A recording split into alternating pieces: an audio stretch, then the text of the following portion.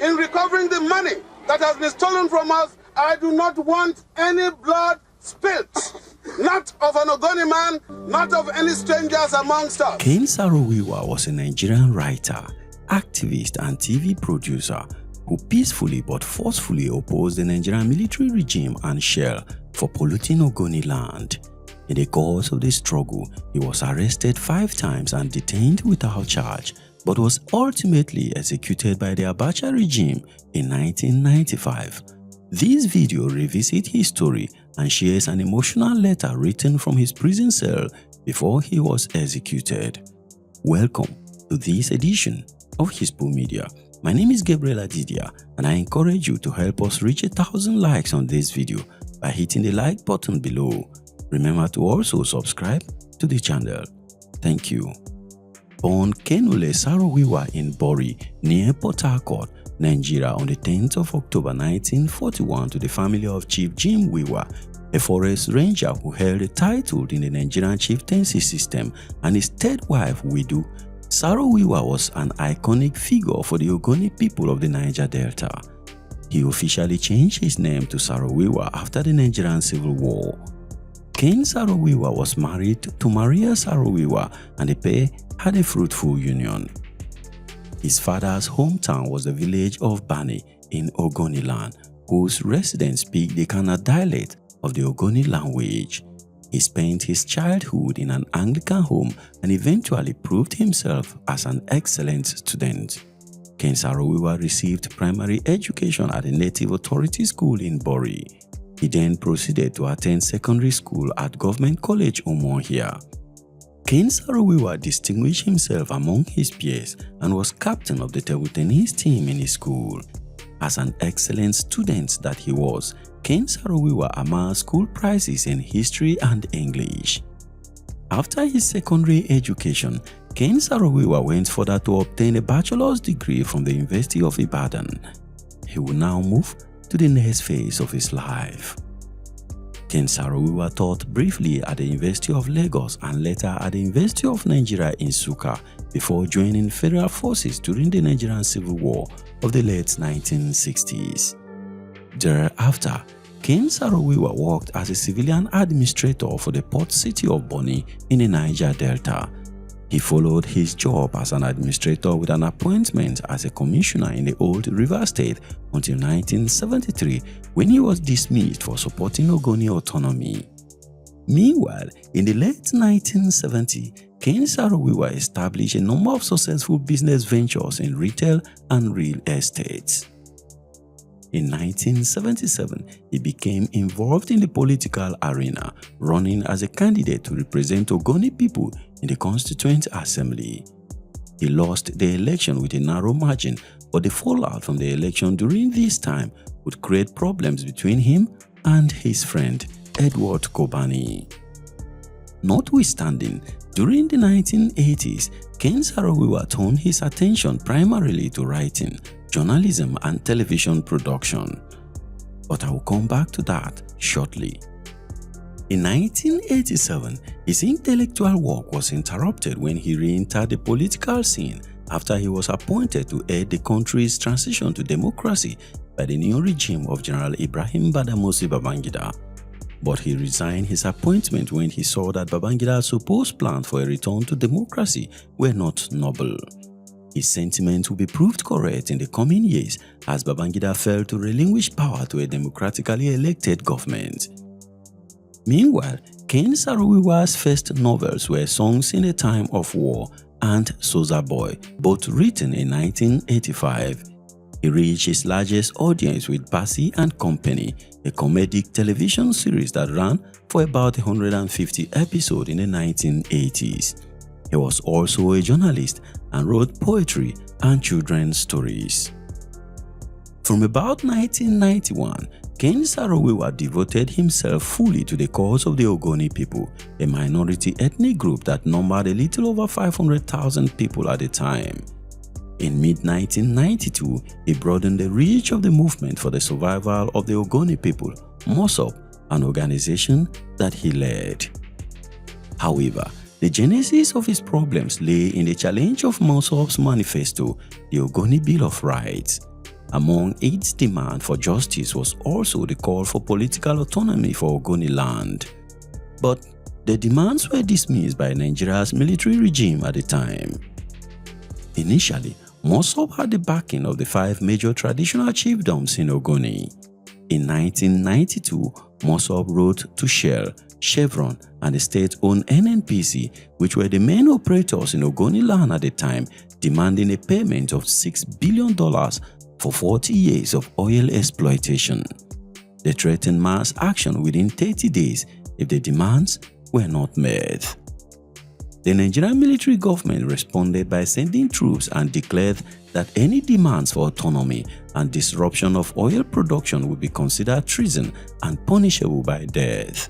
Mossop defied the government and organized mass rallies where banners declared Shell persona non grata in Ogoni. At this time, however, the traditional chiefs had lost their nerve and reneged on their support for Mossop. They issued a public apology, threw themselves behind the government, and called for a crackdown against Mossop. When the chiefs were killed on May 21, 1994, Ken Saro-Wiwa was not even in a state. But as he himself had already said to a US radio station only about 4 months earlier, he was already a marked man. Also, his ability to mobilize popular revolt against the suffering and sickness of the Ogoni people arising from oil spills and toxic gas flares, actions that disrupt government and company profit, meant he was meant to be silenced. In essence, he criticized the destructive impact of the oil industry on the Niger Delta region and demanded a greater compensatory share of oil profit for the Ogoni people. As a result of mounting protest, Shell suspended operations in Ogoniland in 1993. But the government would now hash their next move. Over the course of the struggle, Ken Saro-Wiwa was arrested 5 times without charge before he was ultimately silenced by the Abacha regime. But before then, he had penned an emotional letter from his prison cell, which I will get to shortly. In the meantime, tensions were escalated, villages were attacked and burned, people shot, but the government blamed all of this on ethnic disagreements and the activities of Mossop. But Ken Saro-Wiwa believed this was a military punishment for the Ogoni people for demanding fair treatment from their government. On May 21, 1994, when 4 Ogoni traditional rulers were brutally murdered, young members of Ken Saro-Wiwa's movement were blamed for the murders. The next day, Saro-Wiwa was arrested and accused of inciting the youth to murder. He denied the charges but was imprisoned for more than a year before being found guilty by a specially convened tribunal and sentenced to death. The same fate would happen to 8 other Mossop leaders who, along with Saro-Wiwa, became known as the Ogoni 9. The trial was widely criticized by human rights organizations, and 6 months later, Saro-Wiwa received the Right Livelihood Award for his courage and also the Goldman Environmental Prize. On November 8, 1995, the Provisional Ruling Council upheld the death sentences. The military government of General Sani Abacha immediately moved to implement the court ruling. The prisons in Port Harcourt was selected as a place of execution. Although the government wanted to carry out the sentences immediately, but it had to wait 2 days for the gallows to be constructed.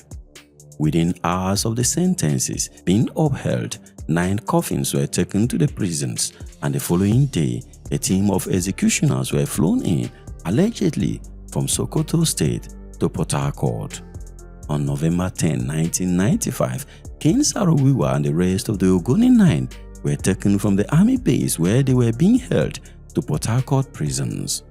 From Port Harcourt prisons, they were then led one by one to the gallows and executed by hanging. Ken Saro-Wiwa was the first to be executed. But before he was executed, Ken Saro-Wiwa said his last words, I quote, "Lord, take my soul, but the struggle continues." End of quote. After the executions, the bodies were taken to the Port Harcourt cemetery under armed guard and buried. Meanwhile, At least 2 of the so-called prosecution witnesses later claimed that they were bribed and promised jobs with Shell to testify against Ken Saro-Wiwa and others. Immediately after, the executions provoked international outrage. In a resolution, the United Nations General Assembly condemned the executions. The European Union also condemned the execution, which it called a cruel and callous act, and imposed arms embargo on Nigeria. The United States also recalled its ambassador from Nigeria, imposed arms embargo on the country, and imposed travel restrictions on members of the military regime and their families. The United Kingdom also recalled its High Commissioner in Nigeria, and British Prime Minister John Major called the executions a judicial murder. Nigeria was also suspended from the Commonwealth of Nations a day after the executions. In 2009, Shell paid $15.5 million in an out-of-court settlement intended to resolve a lawsuit brought against it in 1996 on behalf of members of Saro-Wiwa's family and others. But Shell, which was accused in the lawsuit of being complicit in human rights abuses in Nigeria and in the 1995 executions, denied any wrongdoing. Meanwhile, in an emotional letter dated 12th of May 1995 before he was executed by the Nigerian military head of state, General Sani Abacha, Ken Saro-Wiwa wrote from his prison cell.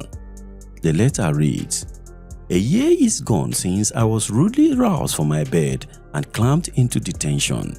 65 days in chains, many weeks of starvation, months of mental torture, and recently the rights in a steaming airless Black Maria to appear before a kangaroo court dubbed a special military tribunal where the proceedings leave no doubt at all that the judgment has been written in advance, and the sentence of death against which there is no appeal is a certainty. Fearful odds? Hardly.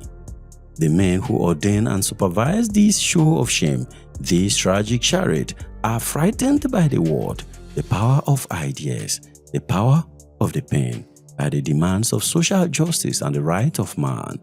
Nor do they have a sense of history.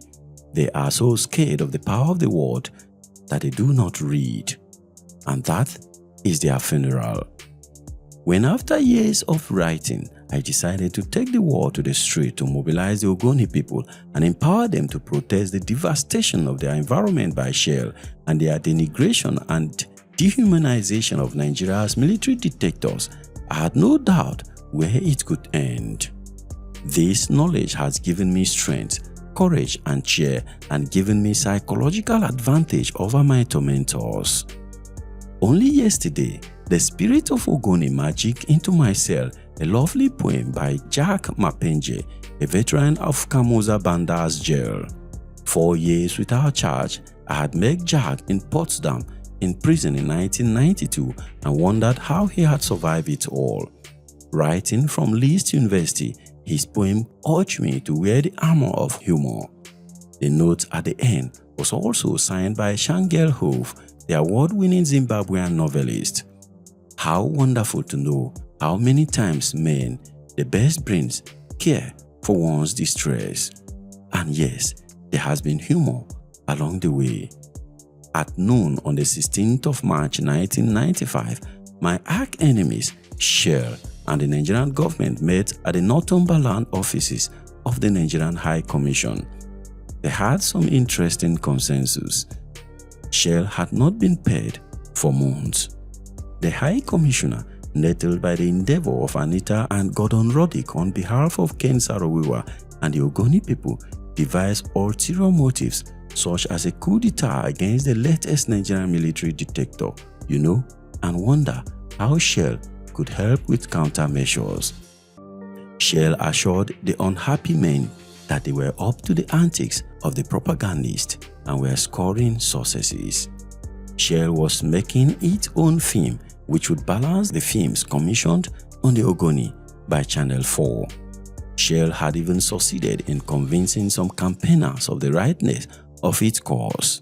The High Commissioner, pleased by that development, urged that the Shell film be screened before Channel 4 film being produced by Katma Films. He promised to assist Shell overcome any bureaucratic problems they may encounter in producing the films. Shell reminded the High Commissioner how one Mr. Boyle had pretended to travel to Nigeria as a tourist but used the opportunity to conduct his research and interviews with various groups and individuals. The lessons? Beware of human rights activists masquerading as tourists. Do not grant them visas. But please, the Nigerian government must pay Shell because lack of payment often leads to unemployment and unrest. So, the meeting ended. Nothing about ending the genocide of Ogoni. They trump up charges of murder against Ogoni leaders. The widespread misery caused the Ogoni by the conspiratorial effort of Shell and successive Nigerian military detectors. Just money and how to deflate concerned public opinions. Ultimately, however, the fault lies at the door of the British government. It is the British government which supplies arms on credit to the military detectors of Nigeria, knowing full well that all such arms would only be used against innocent unarmed citizens. It is the British government which makes noise about democracy in Nigeria and Africa but support military detectors to the hilt. It is the British government which support the rape and devastation of the environment by a valued tax-paying labor-employing organization like Shell. I lay my travels, the destruction of Ogoni and other people in the Niger Delta at the door of the British government. Ultimately, the decision is for the British people, the electorate, to stop this grand disease, this double standard which has lengthened African nightmare and denigrate humanity. Whether I live or die is immaterial. It is enough to know that there are people who commit time, money and energy to fight this one evil among so many others predominating worldwide. If they do not succeed today, they will succeed tomorrow. We must keep on striving to make the world a better place for all of mankind, each one contributing his bit in his or her own way. I salute you all. Ken Saro-Wiwa, 12th of May, 1995. For more interesting history stories like this one, please click here. Don't forget to take a moment to like this video and subscribe to Hispo Media. And I will see you in the next video. Thank you very much for watching. Peace.